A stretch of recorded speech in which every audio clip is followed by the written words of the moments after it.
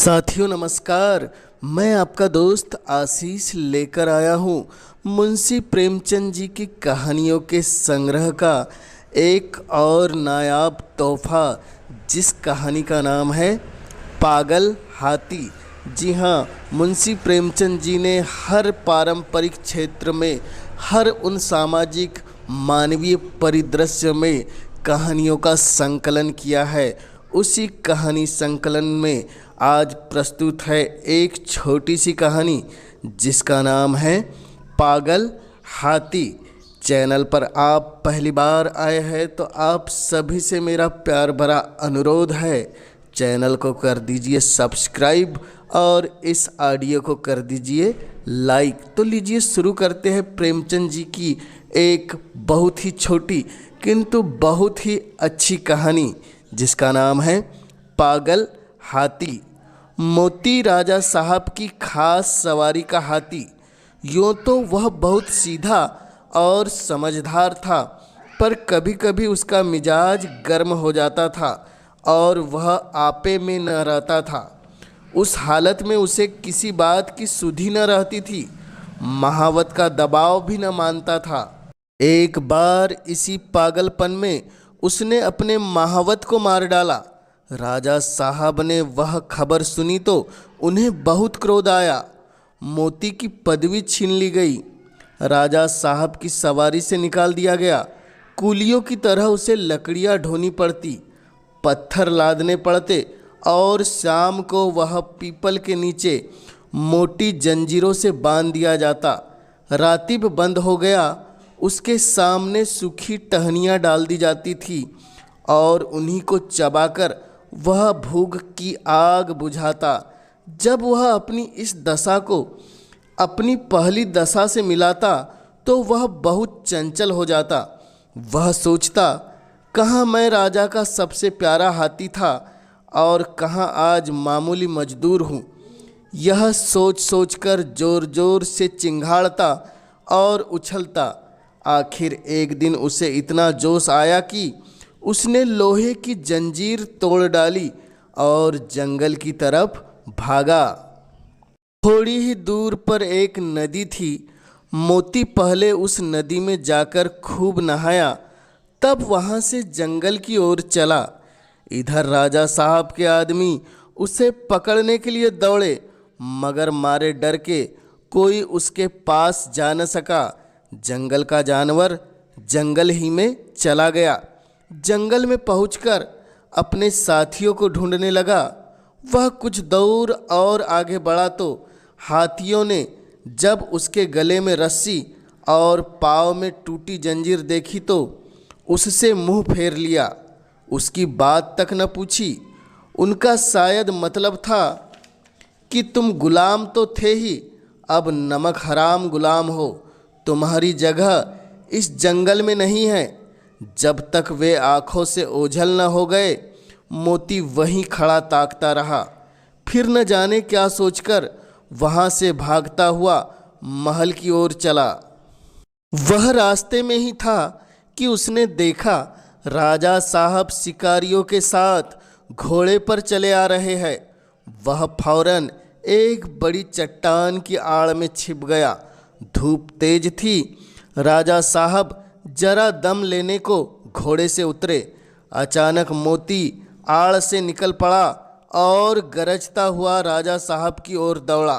राजा साहब घबराकर भागे और छोटी झोपड़ी में घुस गए। जरा देर बाद मोती भी पहुंचा। उसने राजा साहब को अंदर घुसते देख लिया था। पहले तो उसने अपनी सूंड से ऊपर का छप्पर गिरा दिया, फिर उसे पैरों से रौंदकर चूर चूर कर डाला। भीतर राजा साहब का मारे डर के बुरा हाल था। जान बचाने की कोई आशा न थी। आखिर जब कुछ न सूझी तो वह जान पर खेलकर पीछे दीवार पर चढ़ गए और दूसरी तरफ कूदकर भाग निकले। मोती द्वार पर खड़ा छप्पर रौंद रहा था और सोच रहा था कि दीवार को कैसे गिराऊं। आखिर उसने धक्का देकर दीवार गिरा दी। मिट्टी की दीवार पागल हाथी का धक्का क्या सहती, मगर जब राजा साहब भीतर न मिले तो उसने बाकी दीवारें भी गिरा दी और जंगल की तरफ चला गया। घर लौटकर राजा साहब ने ढिंडोरा पिटवा दिया कि जो आदमी मोती को जीता पकड़कर लाएगा उसे 1,000 रुपये का इनाम दिया जाएगा। कई आदमी इनाम के लालच से उसे पकड़ने के लिए जंगल में गए, मगर उनमें से एक भी न लौटा। मोती के महावत का एक लड़का था, उसका नाम था मुरली। अभी वह कुल 8-9 बरस का था, इसलिए राजा साहब दया करके उसे और उसकी माँ को खाने पहनने के लिए कुछ खर्च दिया करते थे। मुरली था तो बालक, पर हिम्मत का धनी था। कमर बांधकर मोती को पकड़ लाने के लिए तैयार हो गया, मगर माँ ने बहुतेरा समझाया और लोगों ने भी मना किया, मगर उसने किसी की एक न सुनी और जंगल की ओर चल दिया। जंगल में गौर से इधर उधर देखने लगा। आखिर उसने देखा कि मोती सिर झुकाए उसी पेड़ की ओर चला आ रहा है। उसकी चाल से ऐसा मालूम होता था कि उसका मिजाज ठंडा हो गया है। ज्यों ही मोती उस पेड़ के नीचे आया, उसने पेड़ के ऊपर से पुचकारा, मोती। मोती इस आवाज़ को पहचानता था, वहीं रुक गया और सिर उठाकर ऊपर की ओर देखने लगा। मुरली को देखकर पहचान गया। वही मुरली था जिसे वह अपनी सूंड से उठाकर अपने मस्तक पर बिठा लेता था।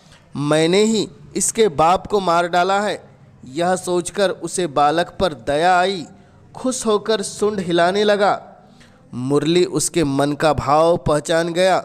वह पेड़ से नीचे उतरा और उसकी सूंड को थपकियाँ देने लगा। फिर उसे बैठने का इशारा किया।